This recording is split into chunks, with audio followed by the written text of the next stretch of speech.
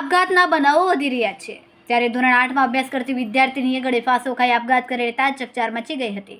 ગોડાદરા વિસ્તારમાં વિદ્યાર્થીની દ્વારા ગળે ફાંસો ખાઈને આપઘાત કરવામાં આવ્યો હતો।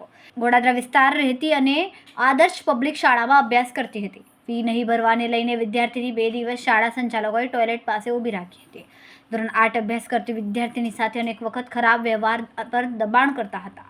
આખરે વિદ્યાર્થીનીએ આપઘાત કરી લીધો હતો। વિદ્યાર્થીનીના આપઘાતને પગલે પરિવારમાં શોકનો માહોલ છવાયો હતો। આ મામલે વડોદરા પોલીસે વધુ તપાસ હાથ ધરી છે। પરિવાર દ્વારા આક્ષેપ કરવામાં આવી રહ્યા છે કે શાળાના કારણે તેમને પોતાની વહાલી દીકરીને ગુમાવવી પડી છે। જી, તમારું નામ? રાજુલાલ ગોપીલાલ ખટી। શું ઘટના બની?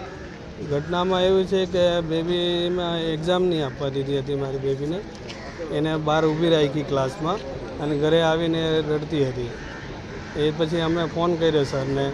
મેં કીધું છોકરીને હું કામ ફીસ બાકી હતી એની, મેં કીધું આવતા મહિને ભરી દેવા હું। તો પછી એને સ્કૂલ મોકલવાની તો એ સ્કૂલ જતી નથી હતી। એ કે મારે સ્કૂલ જવું નથી કે પછી ત્યાર પછી એક દિવસ ગઈ હતી સ્કૂલ, પાછી 4-5 દિવસ ગઈ નથી। તો રાતે એને 6-6:30 વાગે આવું કરી દીધું। અમે બધા જો કામ પર હતા। હવે તમારી શું માંગ છે? મારી એ જ માંગ છે કે બીજી ડિગ્રી હાથે આવું નહીં થાય, પેરેન્ટ્સ સાથે આવું, અને બીજી કોઈની બેટી એમના હાથમાંથી નહીં જાય બસ। સ્કૂલનું આદર્શ પબ્લિક સ્કૂલ ગોડાદરા।